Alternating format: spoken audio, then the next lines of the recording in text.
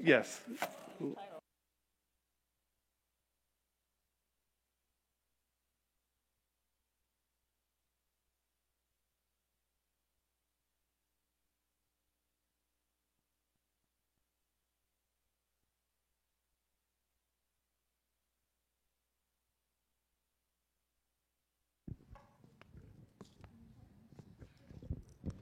Good morning. Welcome to our Sunday forum here at St. Stephen's. For those here in the parish hall and joining us online, welcome. So this week is the first in a two-week series with Josh Reeves. He's the director for the Center for Science and Religion at Samford University down the road over in Homewood. And so we're pleased to have Josh with us this morning. He's a fellow Episcopalian, member at our sister church, All Saints in Homewood. So we're happy to steal Josh away from All Saints for a couple weeks to be with us here at St. Stephen's. And so I will, without further ado, let Josh sort of lay out the ground he'll cover today and then how he will continue our discussion next week. Welcome. Well, it's very nice to be here. It's nice to bring greetings from Samford, but also bring greetings from All Saints. I've heard a lot about St. Stephen's, especially with the Cursillo weekend that I participated in, but I've never actually been here, and it's a beautiful space. I'm really happy to be here. So I published a book. That's the book, Redeeming Expertise, where I tried to think about reasons why Christians might be skeptical of science and ways you might think about addressing that. And to be honest, a lot of it comes out of my own personal background. I grew up kind of in a conservative Christian church. It wasn't fundamentalist, but we were definitely trying very hard to critique science as a kind of alternative to Christianity. And so that was kind of my background. And I remember very vividly, especially as a freshman at Samford, getting up one time and giving a very impassioned critique of modern science, modern biology, my freshman year, and feeling very proud of my contribution. And the professor afterwards saying, well, maybe it's okay not to know, which, for me was like not the right answer. I needed to know the right sort of things. But along my journey, and it's been a long academic journey, I have continued to ask these questions. How does theology and science relate to each other? What can we know scientifically? What do we know theologically? How do we bring them into integration with each other? And along the way, I changed a lot of opinions that I had. And so basically, I kind of imagined the book as a book to my former self. What would I wanted myself 20 years to know when I got up during that freshman year to give a presentation? And so that's kind of how the book developed. And I will say, the book was entirely written before COVID. So, a lot of my book, or a lot of my things that I do at Samford is helping young Christians who are in my position think about science, try to help them, give them options, tools, ways of thinking about science. But, something called COVID came. And so I wrote the preface addressing COVID, but most of the book was before that. Because, to be honest, if you think back over the history of 20th century Christianity in America, all the questions of expertise arise over those years. There was, if you know anything about the history, there's a Scopes trial in Tennessee where evolution was outlawed in 1925. And so all of these kind of things along the way where Christians have been wary of science and wary of the conclusion that scientists offer. And so I'm trying to really strike a middle ground between, on the one hand, I think complete skepticism doesn't work. But on the other hand, I do think there's a distinctive way that Christians think about the world. And so how do you articulate that middle ground with respect to science? That's kind of been my motivating way of thinking about things in my research and my teaching, trying to have that middle ground. All right, so that's the book. I have my notes here under the PowerPoint, so I might look every once in a while to make sure I'm... All right, so why have Christians become mistrustful of science? This is really what I'd like to address this week, and then maybe next week think about, okay, what are some ways of, some solutions? What can we think more about in terms of addressing science skepticism? So in polling, it doesn't really depend on the issue, whether it's vaccines, whether it's evolution, whether it's climate change, age of the earth. White evangelical Christians are the most distrustful of science as a group. And that's consistent, not just in the last couple years, but really over many years. And so, this is the world in which I grew up in, which wasn't very surprising to me. So I think our scientific culture looks to science to provide answers for why this might be. So there's a lot of different sort of answers that you could offer. You can look to psychology, because psychology might be able to analyze the way we think about information, the way we process the beliefs that come in. And so maybe the problem is that we are, there's certain psychological mechanisms that go astray, or there's certain cognitive roadblocks that prevent us from understanding one scientific theory versus the other. So one analogy, or one example of this, is that oftentimes people claim that everyday people tend to be very keen to read purpose into nature.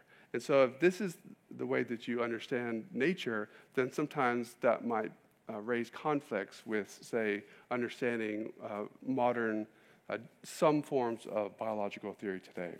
So maybe it's psychology that's interfering. Or maybe you could say sociology. Maybe it's the way we act in groups, that once we become very tribal in the way we think about the world, we can't take in information from other groups. Sometimes people offer political explanations. Maybe in our culture wars of today, political identity trumps Christian identity. And so if you're on one side of the political spectrum versus the other, maybe that explains the sort of information you get, the sort of people you trust. So maybe it's political explanation. There's economic explanations as well, whether it's the sources of, say, information that maybe there's an economic incentive for some folks to mislead others into wrong ways of seeing the world. Or maybe we're just not framing the information right. There's a whole discipline called scientific communication, which says if we just could frame the issue in correct ways, then maybe it would be easier for the public to accept. And I think all of these have some use, some validity, some things that can help us. But really, kind of the ways that I was thinking about it, I really wanted to ask, what does theology add to the conversation? Because I think you can take one person with all the same cognitive structure, all the same sociological structures, and yet one person will be skeptical and one group may not be skeptical. And this, to me, shows the importance of culture and the importance of history, because I think oftentimes it's theological assumptions that certain groups bring that are really interfering with the ability to critically evaluate scientific claims versus the other source of theological assumptions. So this is really kind of what I think. I think there's a role for theology in this conversation. So I'll start with some misconceptions about the mistrust of scientific experts. One is that maybe Christians just don't like science. That's sometimes you hear people hear that. But I think if you actually know conservative Christians, this isn't actually the case. In fact, if you turn on conservative radio, Christian radio in Birmingham, there's often a science hour or a science minute, top of each hour, where they'll give you some new scientific facts, some new scientific discovery, all within kind of a young Earth framework, the Earth being very young, but they're still very pro-science. I think a better way to think about it is that Christians are pro-science, or these sorts of Christians are pro-science, but anti-scientist in terms of they're against elite science. They're against the people who speak on behalf of science in our modern culture. And so they will take in scientific information if it fits within their framework for understanding, but if someone who is a scientist who comes from elite institutions, much more likely to be mistrusted by these communities. Second thing I would say is that science skepticism is not only a problem of the uneducated. In fact, there have been studies where people who take a scientific comprehension test the more that you give into sort of conspiracy theories, oftentimes the higher you score on those tests.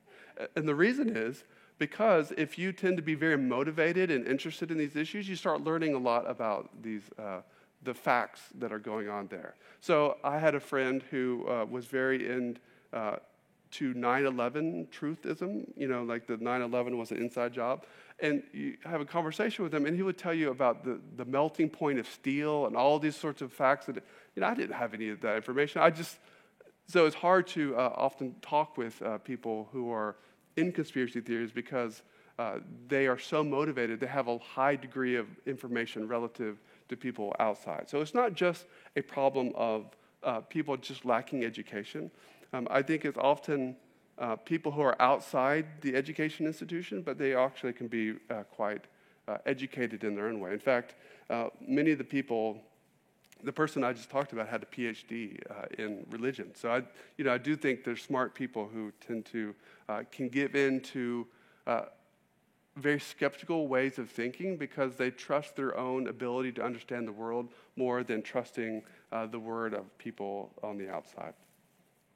A third misconception is that it's not simply a problem of social media. Now, there's no doubt that social media makes it much worse. So I opened the book talking about, one time I taught an intro to philosophy class where I filled in for somebody else.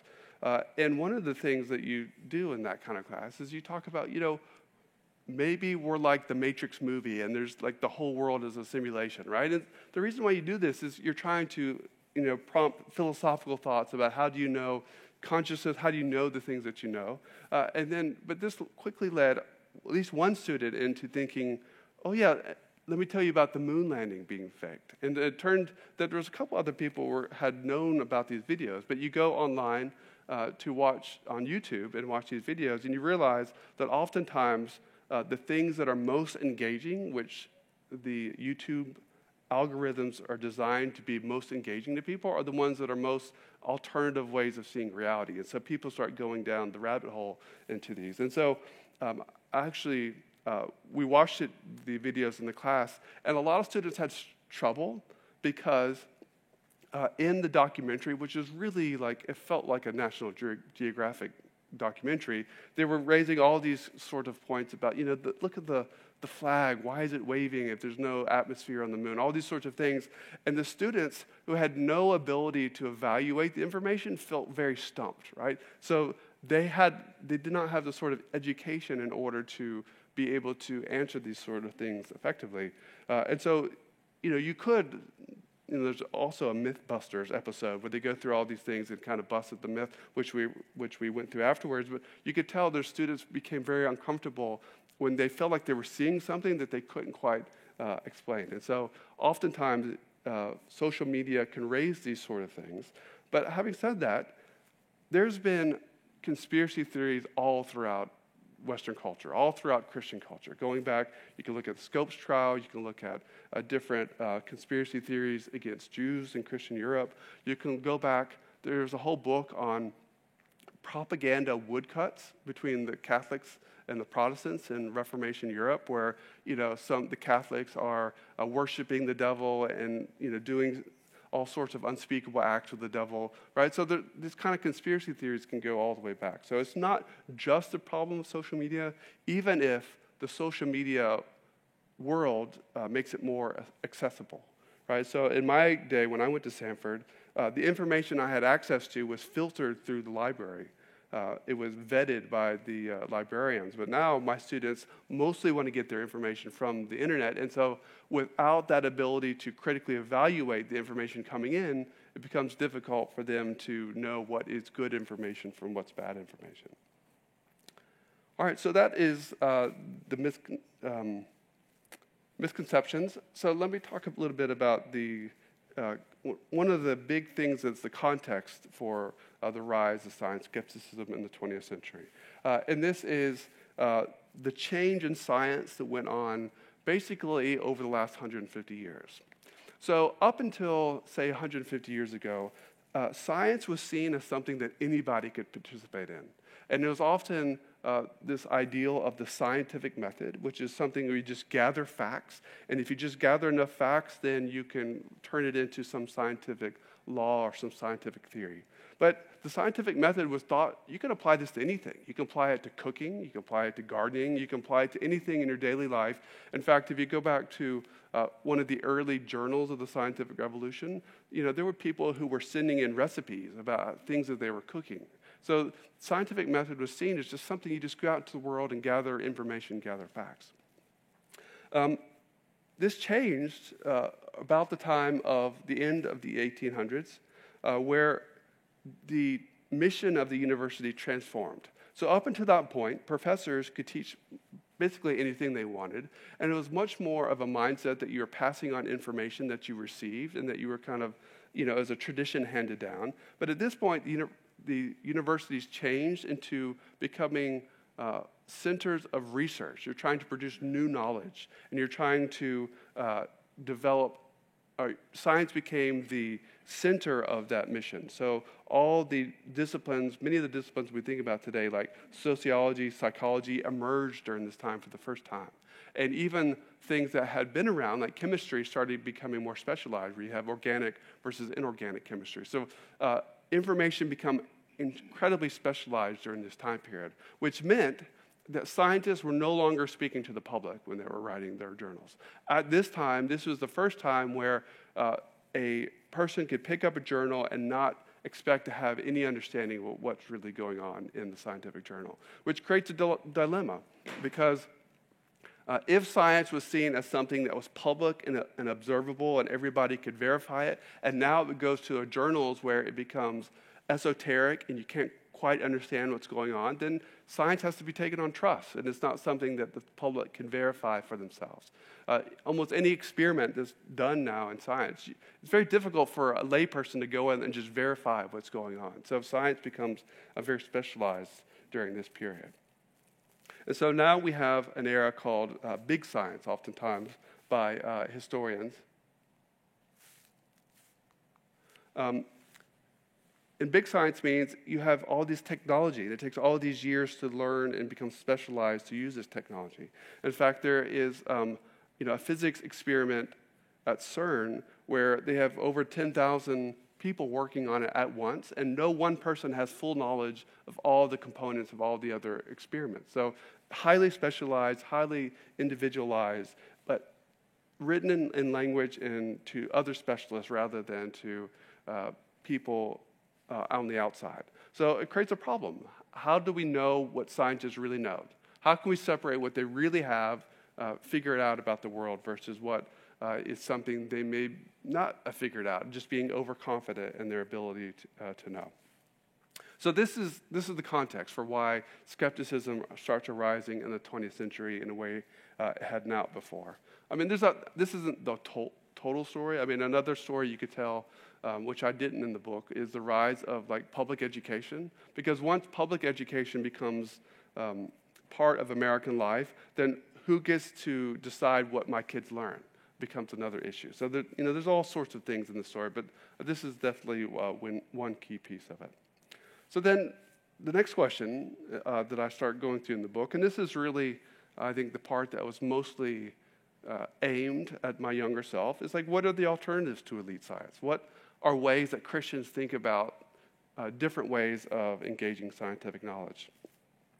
Well, the first way is, and this is the most kind of confrontational way, is just to claim that there's God knowledge and then there's human wisdom, and God makes the wisdom of the world foolish. And this is taken from a verse in 1 Corinthians where Paul says God's message is foolishness to the wisdom of the wise. And so the question that you might ask based on this is who are the worldly wise in our own context? Are they scientists? Are they doctors? Are they plumbers? How far does this worldly wise extend? Does it extend to all the knowledge we have in the modern university, or does it have to do with particular religious philosophies that are in competition with Christianity? And so if you are in a very conservative Christian community, this is just evidence that scientists are the worldly wise of today. And so why, of course, it's going to they might think that we're foolish, but isn't that what God told us in the Bible? We're going to be accused of being foolish by the people around us. And so I go into different ways that you might address this. I think one of the first problems, our main problems, is that it often has a very oversimplistic, like it's either God's message or it is human wisdom. And one way you can see this, and Martin Luther had a student who wrote this down and said, Martin Luther said this. So there's some controversy whether he really did, but this to me sounds like Luther would have said this. He says, "So it goes now, whoever wants to be clever," and he's talking about Copernicus, "must do something of his own. That's that fellow does who wishes to turn the whole of astronomy upside down. I, however, believe the Holy Scriptures, for Joshua commanded the sun to stand still, not the earth." Right, so these are the same issues that got Galileo in trouble, that there seems to be passages in the Old Testament that say that the earth is stationary. And if the Bible says the earth is stationary, then shouldn't you go with God's wisdom rather than earthly wisdom? Like, why should we reinterpret the Bible according to what some random guy in Poland says about astronomy? And so I think what you see here is that there's really, the issue is that Luther is equating his understanding of Scripture with what God, like the truth of God.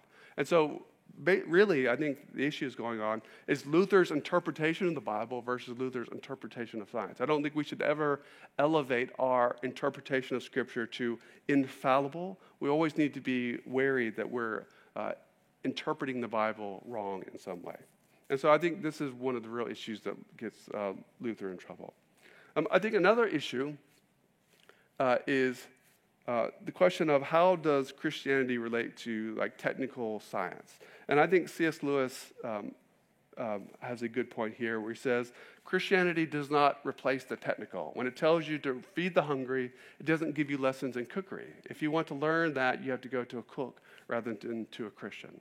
And so the idea that somehow that all knowledge is somehow found in the Bible and that all outside knowledge is somehow insufficient, it doesn't really match up with kind of how the world really works, right? So especially there's a whole section in the book where I go into Old Testament passages that reflect old views of nature that we would not hold today. So one clear way that you can see this is that if you go to the opening chapter of Genesis, verse 6, I think, where it talks about God created a dome separating the waters from above from the waters below, and it put the sun and stars into that dome. Well, Luther, when he came to this, he's like, I have no idea how water is above above the heavens. Because it didn't even make sense back in Luther's time, scientifically. And he says, but guess what? God says it, I believe it, I'm just going to go with it. Whereas I think John Calvin, the other great reformer, said in response that all that's being talked about is how the world looks to the average, everyday human perception. So to try to learn astronomy from the Bible is just trying to misread the Bible. It's making the Bible into a scientific textbook when it really is not such a thing. So in my experience, talking to young Earth creationists and reading some of their stuff, they basically come out and say the Bible is a book of science relative to the other type of scientific books that we have out there, which I just think is not only bad science, bad theology, but it just is reading the Bible in a way that is missing all the parts of the Bible that we clearly are reading metaphorically, but people who originally wrote the Bible were not thinking it was metaphorically. They really thought that the earth was stationary. And so I think that gives us freedom to separate out the view of science that's going on in the Old Testament, or the view of nature going on in the Old Testament, versus the theological message that's being conveyed in those passages. Another alternative to elite science is, okay, maybe it's not such a confrontation. So that first view that I told you has a much more of a spiritual warfare component, that Satan is deceiving scientists and misleading the church, which leads to like conclusions. I don't know if you've ever heard this, but I've heard this growing up. Well, why are there fossils in the ground? Because demons have put them there to test your faith. Are you going to really trust the Bible, or are you going to trust secular science? So that's a much more confrontational spiritual warfare perspective. But this is a much, I think, more philosophical way of thinking about it. And it just says a proper science begins with proper assumptions. And if you are a Christian and you are have theological knowledge given to you by God, why would you not use that as your foundation when you draw conclusions? So it's not saying that there's a massive conspiracy theory in science, but it is saying that science is way overconfident in its ability to know because it does not assume a creator when it comes to doing its scientific research. So one example of this, I pulled this out. There was a InterVarsity science leader who wrote this. He says, scientists by their academic training are often blind to the philosophical, non-scientific assumptions that affect what they see and how they interpret what they see, as well as the kind of experiments they do, what kind of questions they will explore, what kind of conclusions they will consider as possible answers to those questions. So this view says, well, if you're a Christian, you can have a wider range of assumptions that you bring, and that maybe if there's something you can't explain in nature, maybe you could say God did it. Now, modern scientists would never say that God did it, but if you're a Christian, why can't you just say God created the blood clotting mechanism in such a way that inserted God's direct action into the biological history? Why can't you explain things in such a way? So I think this is popular. This was kind of, I think, more the view of science that I grew up with in my conservative background. And I often see this, I think, in more conservative academic circles. And so I kind of go into different reasons why I didn't think this was that persuasive. The first is the idea that science should have a separate methodology and have a separate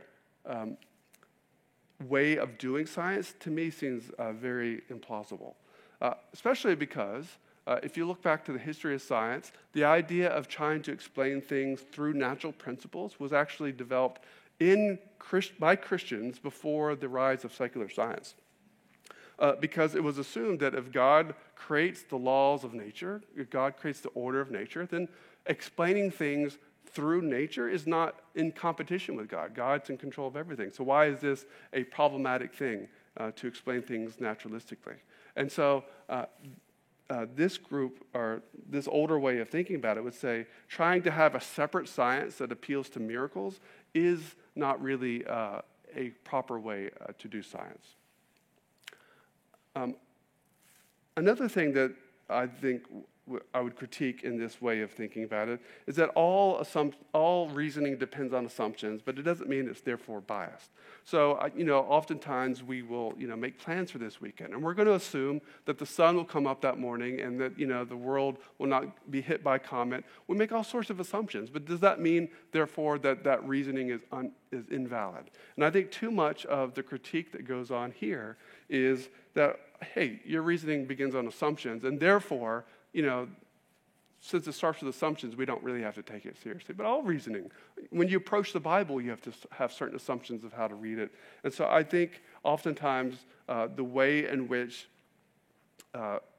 this view approaches philosophical engagement is kind of naive. Like, of course we have assumptions, but the issue is, can you come up with a better way of explaining the data?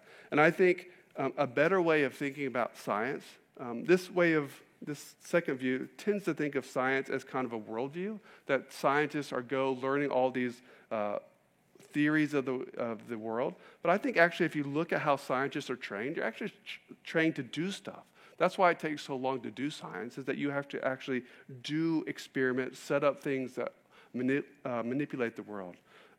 There was one historian says, you can go memorize a chapter in a scientific textbook, but if you can't do the problems at the end of the textbook, you're not a scientist. Because science is about doing things, it's about controlling nature, experimental setups, trying to test certain things. And the idea that my experiment works differently because I'm a Christian versus you, I think that is, I think that would be naive to think. And so I tend to favor a view of science that is much more built on this kind of empirical engaging of the world, which people from different backgrounds and worldviews can profitably use. And then from there, you can interpret it in different ways. But the idea that there's a Christian science or a theistic science versus a secular science, to me, seems to be quite naive. So the last one would be common sense. Trust your own experience. If you've ever heard someone critique evolution saying, well, it's just a theory, right? It's not a fact. Well, this way of conceiving things is built on a kind of common sense philosophy that was really popular in the 20th century, where the scientific method collects facts, but then you never really know about theories, whether they're true or not. But the way scientists talk about theory is just a way of integrating a lot of different information together. And so that the Earth goes around the sun is a theory, but it doesn't mean that it's like a hunch or a guess, or we're not really sure if that is the case. And so I think common sense often has a misleading way of thinking about science, that common sense intuition that theories are just hunches or guesses about the world. Two kind of representatives of this, and this isn't really conservative Christians.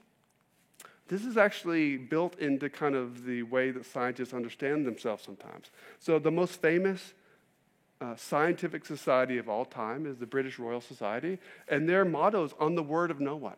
Right? Don't take anybody's word for it. Verify it for yourself. Or Immanuel Kant, who was the great German thinker of the Enlightenment, said, we need to cut loose of authority, cut loose of tradition, and have the courage to use your own understanding. Don't let someone think for you. Think for yourself. Which there is a way in which thinking for yourself is valid in terms of rising in maturity in the way that you assess information. But if thinking for yourself means that you can only believe what you can verify for yourself, that's quite a naive statement, I think. In fact, if you think of all the things that you know scientifically, or you think you know, like I think water is H2O, but can I verify that for myself? Almost anything that that we're in the Milky Way galaxy, all these sorts of things that I think that I know can't be taken. I can't verify for myself. And so, if you're going to totally restrain the information that you take in according to only things that you can verify for yourself, well, I mean, you're not going to even know who your parents are. I mean, I guess suppose now you can do it like a genetic test, but unless you know the genetic technology, it's really, you have to take a lot of things on trust in our world. So a couple of the another criticisms, is that if you look back into science, ancient Greek science was actually much more aligned with common sense than our science today. So if you were arguing against Copernicus, you throw a ball up in the air and it doesn't go hurtling off. So how can you say the Earth is spinning? Or you say the Earth is moving through space, but I look up in the sky, stars don't move at night. They seem like to be stationary or slowly moving through the sky. And so if this is the case, how do you make sense of this? So all of these common sense observations were brought against that sort of science. And what you realize is maybe common sense isn't an always reliable way to gathering or picturing how the world really works. So I think this was a quote by a 19th century French thinker who wrote a famous political treatise on America. But he says, there's no philosopher in the world so great but that he believes a million things on the faith of other people and accepts a great many more truths than he demonstrates. And I think this is the case. If we're going to constrain and reduce the things that we know about the world to just things you can verify yourself, you're going to be a very impoverished thinker about the world that we find ourselves.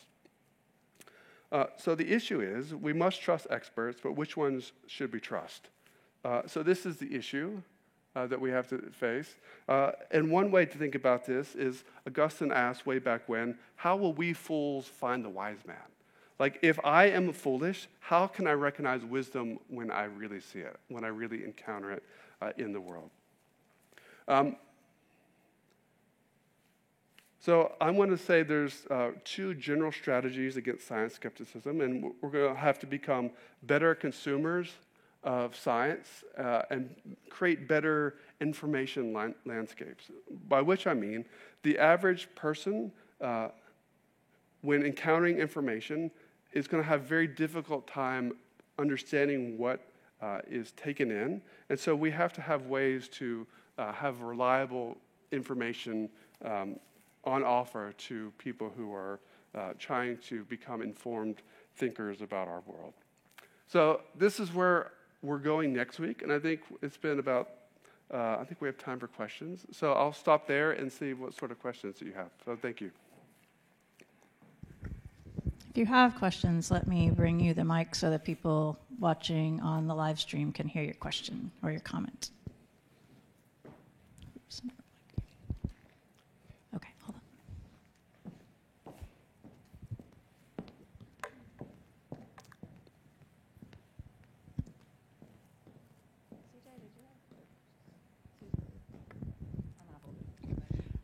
Okay, so this isn't really a question, it's kind of a commentary. I grew up in Atlanta in a small Baptist church, very traditional in their thinking. And my dad was a doctor. And he wasn't a particularly personable person, so I didn't typically admire him. But this was in the 50s, and I can remember him getting up in front of the church, and Oral Roberts, who's the great faith healer, was the thing, and everybody was talking about faith healing. And my dad stood up in front of that church and said, medicine is medicine, and there are medical solutions to medical problems, and you have to beware. And I can remember sitting there thinking, I'm so proud of my daddy. Yeah. I mean, I think it gets to the question of, are there certain types of knowledge that we know about this world where being a Christian doesn't give you great advantage? So, for example, if you're going to have surgery, would you rather have the surgeon that has the best track record, but who is an atheist, or would you rather have one who prays the most, but has less track record, right? And so you could say, of course, you would like people to have their faith inform themselves, but there's certain types of tasks and abilities where maybe, like the technical knowledge that C.S. Lewis was talking about, where being a Christian doesn't actually make a difference in terms of the outputs that you produce. And I think for a lot of conservative Christians, they would be sort of uncomfortable with that. But I don't think there has to be really any reason. There's certain things where I think it makes a big difference in how you do philosophy, if you are a Christian or theist or not. But I don't think it makes a big difference when you're doing surgery. That's what would be my claim. Other comments or questions? Lois? Okay. The whole premise of your book makes me think about what happens when you flip that. I've known a lot of science, young people even going into science, who had religious backgrounds.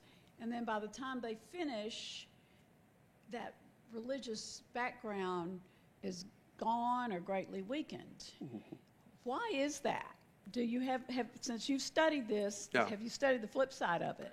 I would say there's multiple reasons. One of the main ones that I encounter is that people grow up in a very conservative environment, and they are faced with either the Bible is true in that first sense that I've talked about, or science is true. And so if that is your options, and you study and you see evidence that you can't really, in your mind, make sense of, then you tend to, you give it up. So I had a good friend who was a young earth creationist and got a master's degree in geology, and then he made it work, and then all of a sudden, I can't make this work anymore. And so instead of moving to a more mature form of Christianity a better way of interpreting the Bible, he just gave it up altogether because he was given two options, and if these are the two options, then I'm going to go with the things that make more sense to me in the kind of discipline that I'm working in. So that is the worry that's the thing that I worry about the students that I face, that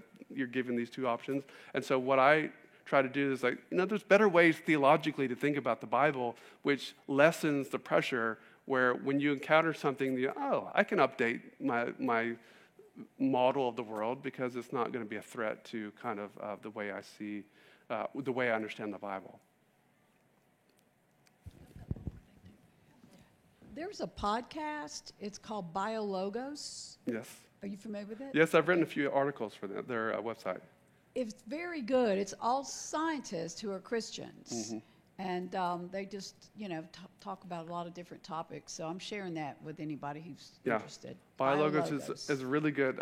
I think if you are a biologist who works at a university, a public university, BioLogos tend to be the place that you would publish and kind of think about things from their own faith perspective. I think oftentimes my worry is that there's a lot of apologetic ministries out that go around conservative churches that are totally independent of university structures, and so they're entirely dependent upon critiquing anything that comes out of these universities, which I think there's an economic incentive to not agree. And so I think if you want to hear what true Christians working in the sciences see in their everyday work, I think BioLogos is a good place to go.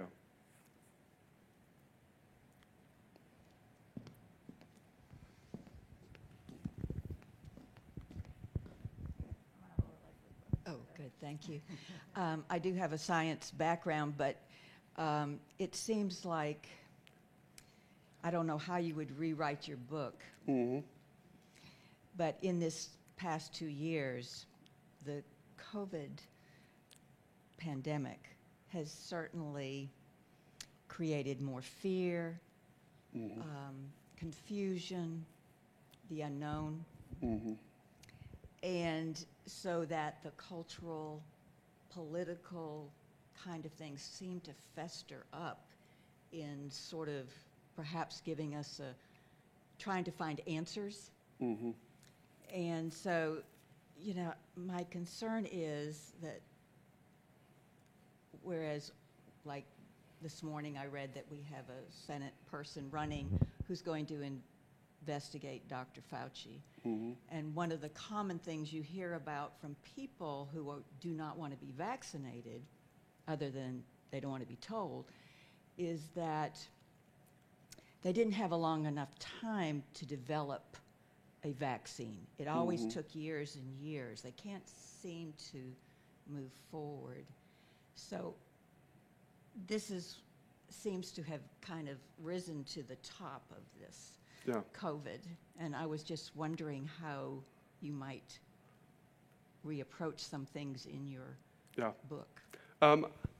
Well, I think one of the things I was trying to do is take a step back from any particular scientific issue and just try to think in general terms about how we think about expertise. And I do think, having gone through the pandemic, I do think the things that I articulated there hold up, particularly the issue of sources of information. I really think the real issue is not what you know, is who do you trust? What sort of information that you receive in? And so being more aware and cognizant of the sorts of information that you bring in and being as skeptical towards your own side, whatever side you are, versus the other side is a really important thing.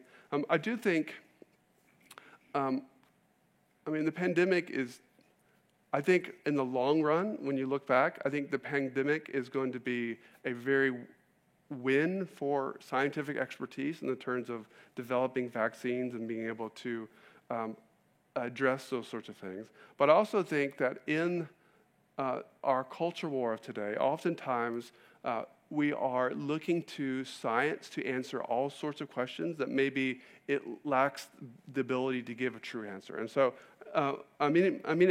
not a true answer, but what science can offer is risk and probabilities, and it can give you models for how the world operates in the future. And I do think that sometimes we've over-expected what science can deliver, and so when science changes and updates its model, it's actually a good thing, and it's something that we can learn from the world. And so I I think it's more the issue of how science moves into the realm of public policy. That's really where like the issues become. Because I think that the more science is able to offer, I think the word that some science communicator uses, science needs to be an honest broker, right? Giving people options to decide what are the risk profile, what will happen if you take certain policies. But then once science gives you the honest options, then it becomes a political decision, right? And so I think sometimes I've worried that some political decisions are framed as scientific answers when they're really political decisions.